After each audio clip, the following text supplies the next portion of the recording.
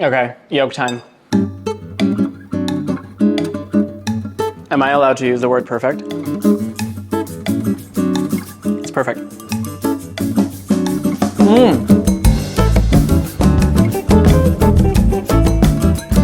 I've been finding myself like wanting to go back into simplicity and finding a routine that make me feel good and that I know that like I'm taking care of myself. And this dish kind of came together almost by itself. I wasn't really planning on it. I didn't have any plans on like creating this sort of dish. But in the past weeks or so, I saw myself gravitating onto like certain vegetables that were very, very, very easy to find. There was something kind of like deep inside of me that was wanting something fresh, something green, something natural. And what I like about this dish is that it's less about cooking, you know, with a capital C, and it's more about like assembling good things in an order that makes sense and creating something that is remarkably flavorful, easy to make, cost-effective, but most importantly, something that undoubtedly makes me feel good. It makes me feel my best. So in essence here, what we are creating is a salad that is as green and attractive as it is also like creamy and rich and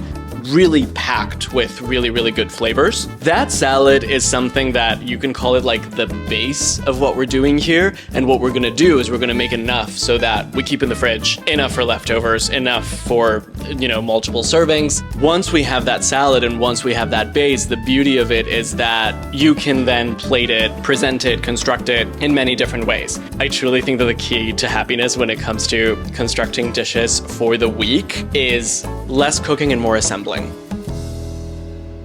I should patent that. We're gonna start the way most beautiful, gorgeous, gorgeous salads start, which is with a big bowl. So in this bowl, we are going to start with the first ingredients in our salad, which are our alliums. So I am using scallions and garlic and a jalapeno chile. I really like the flavor that jalapeno brings.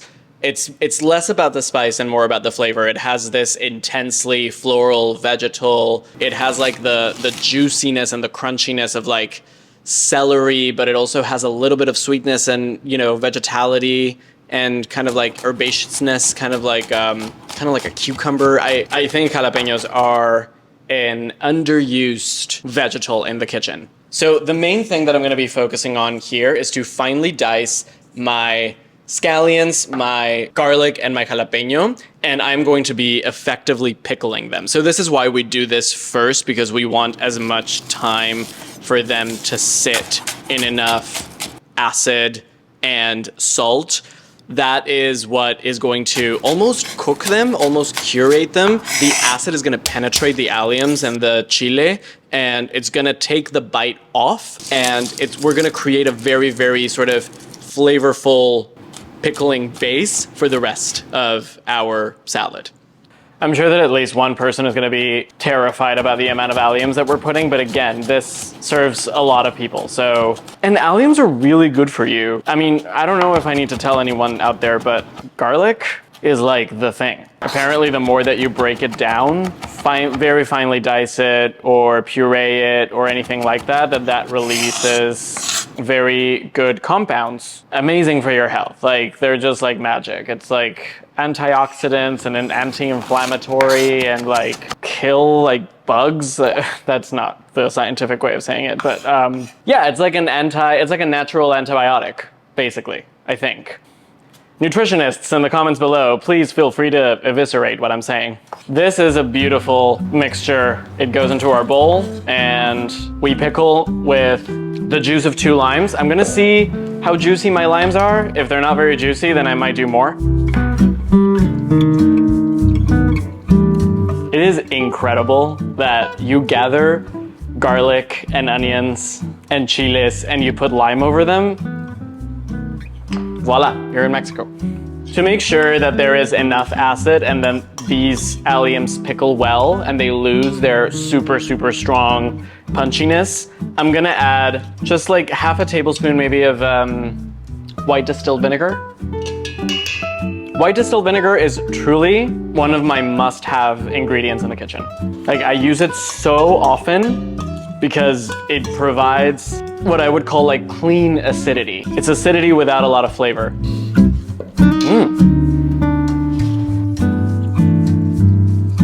And we're gonna mix and mix and mix and just let this be. In the meantime, we're gonna prep everything else, but while we prep everything else, this is pickling. So no inactive time. So let's continue. The next thing that I'm going to add to my pickled situation here is my beans. I'm gonna add a full can of white navy beans. You can definitely swap them out with white kidney beans. I really like them because they are very creamy inside. They are very soft. Beans add heft, they add protein, they add carbs. It's gonna make the entire thing more satiating. Like, I mean, I shouldn't have to explain to you that beans are amazing. We should all be eating more of them, beginning and end of story. If I were the kind of cook that prioritizes aesthetics, I would swap this out with edamame, which I did. I tried it with edamame. It looks beautiful, I'll say that, because everything is so green that adding a green bean is very pleasing. I do, however, on a flavor level and on a texture level, prefer these beans. They're softer, they're creamier, and that is exactly what we need to land on top of this incredibly pickled, acidic, salty mixture. We need something to kind of like balance everything, bring it back to earth. Do you know what I mean? Making my own beans for the week is something that I often do. I don't really meal prep, but on Sundays I will usually put on a big pot of beans and have them for the week. But if you didn't do that, canned beans are an amazing device of our modern age. Use them. Half of them I'm gonna kind of like roughly mash because some of them I want that very soft, creamy interior to be exposed. That is what's going to kind of thicken our salad and make it incredibly rich. While that's happening, I will also let that sort of sit a little bit so that that exterior of the beans also is seasoned by that beautiful pickled allium situation.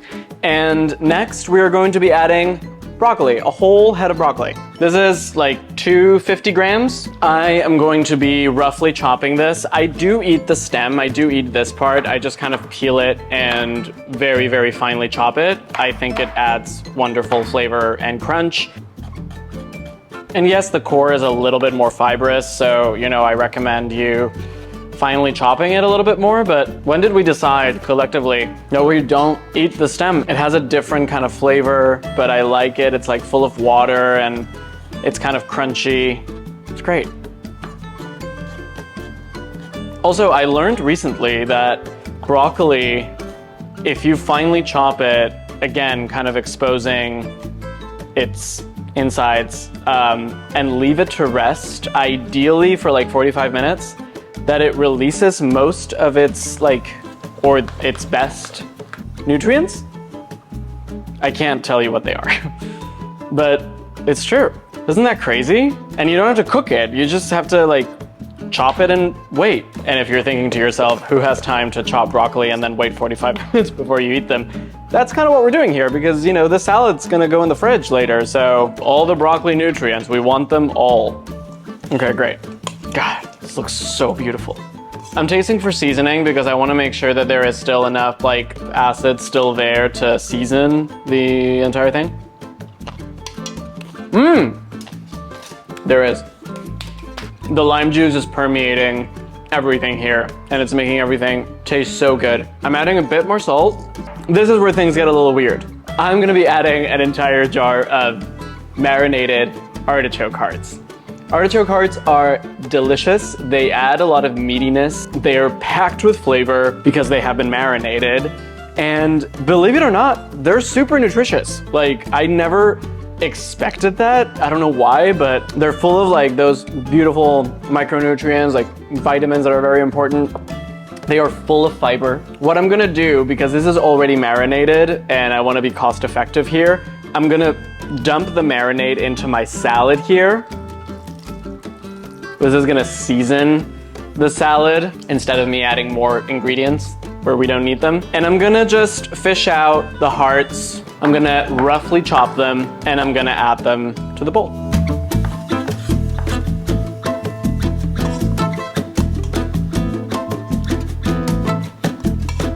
What I also love about the addition of the artichokes alongside with their marinade is that they help mellowing out the intense, punchy, lime, allium-y situation that we had going on. It kind of balances everything back down again.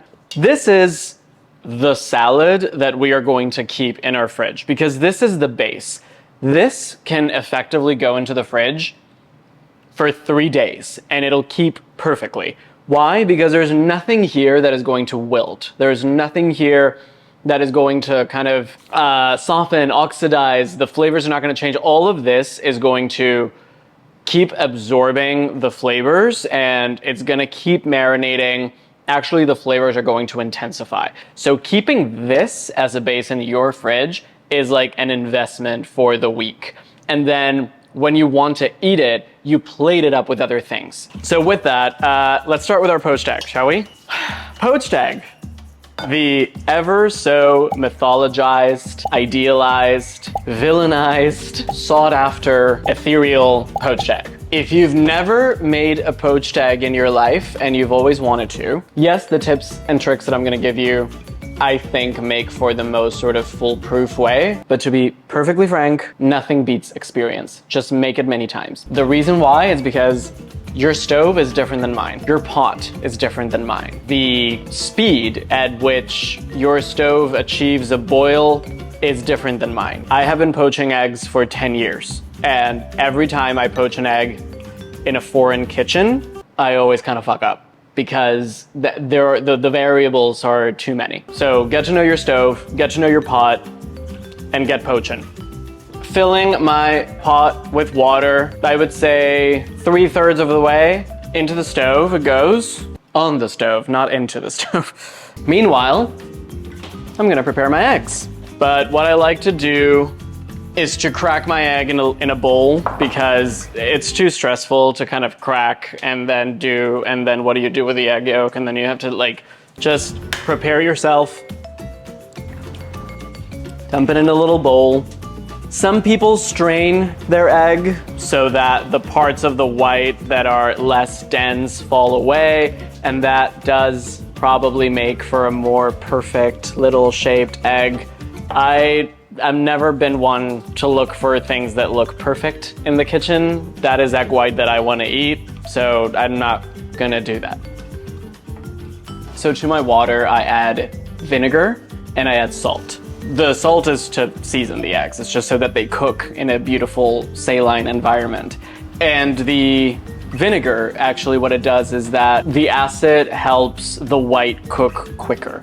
So the quicker that the white sets, the less margin of error you have of things kind of going everywhere. So the first thing that I'm gonna do before I drop my eggs is a vortex. Just using a spoon, I'm going to stir in a spiral motion on the outer ring of the pot and kind of as fast as I can so that I can create a vortex. And then once it's fast enough, stop with my spoon and I'll introduce my eggs. Once they're in, let them be. Don't do anything. The vortex, what it does is that it encapsulates the white and it makes it kind of wrap around itself. So be patient, set your timer for 3 minutes. That's it. That is one of the few things that I will say is universal. A poached egg takes 3 minutes. Okay, this is looking good. As you can see, there are little strands that kind of separated from the egg, so I'm just gonna kind of cut them loose with a spoon. Okay, my egg is done. I leave it hanging in a bowl of lukewarm water just so that it can hang, and I'm not in a rush. I can continue the rest of everything that I need to continue before plating, and it's gonna keep it kind of warm, not overcook, but also not get cold. All right, guys, we are about done here. All we need to do now is have a serving of our salad. I'm gonna toast my bread. I just need it to have that crispy exterior so that it becomes kind of like a water barrier. This is the time for bohemian bread. Bread full of seeds and nuts and, you know, rich in fiber and a bunch of protein, and it has like kumbaya circle kind of energy. I think that if there was a time and a place for bohemian bread, it is here, it is today. Let's do it. Avocado time. The reason why we add our avocado just for our serving and not for the bulk of the salad is because avocado doesn't really play well when you leave it hanging. Oh, give me a break. Avocado is a present for the present. It is a fruit that teaches us to live in the moment. You open an avocado and it looks like this, and the avocado is screaming to you like, eat me. But eat me now, puppy. Like, not in, 2 hours. Don't leave me hanging in the fridge. Like, I need to be, like, I'm here for you.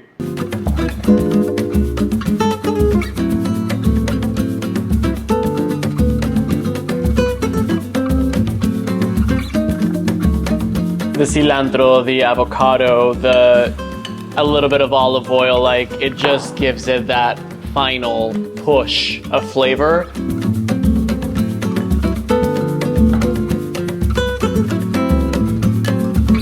I'm gonna season with a bit of salt. But otherwise this is done, we have everything. Should we go to the dining room table and plate? Starting with my toast. Then I am adding to my bread a bed of full-fat Greek yogurt. I love this. This is like, this whole table is like my dream of healthy fats. We have the entire family here. Then I am adding a lot of my salad. Like, I'm not holding back, putting it all in there. Then on top, I'm adding a couple of beautiful, delicate strands of smoked salmon. And then on top of everything goes my egg.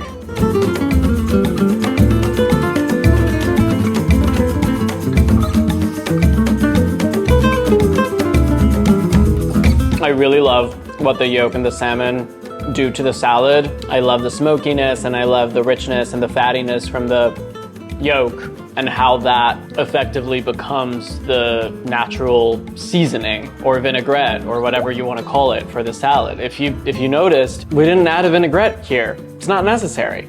You can add the salad and you can put chicken on top. You can have just eggs. Really celebrate and really lean into the leaves, the broccoli, the beans to encourage you and to remind you that, like, even when dealing with like pretty run-of-the-mill ingredients, you can create something that feels energizing and fresh and nourishing. And that's what I want right now in my life. I want to put things inside my body that are gonna truly make me feel good. Thank you so much for being here. I really hope you give it a try. If you like more recipes like this, remember to follow us in the newsletter. We have fun over there.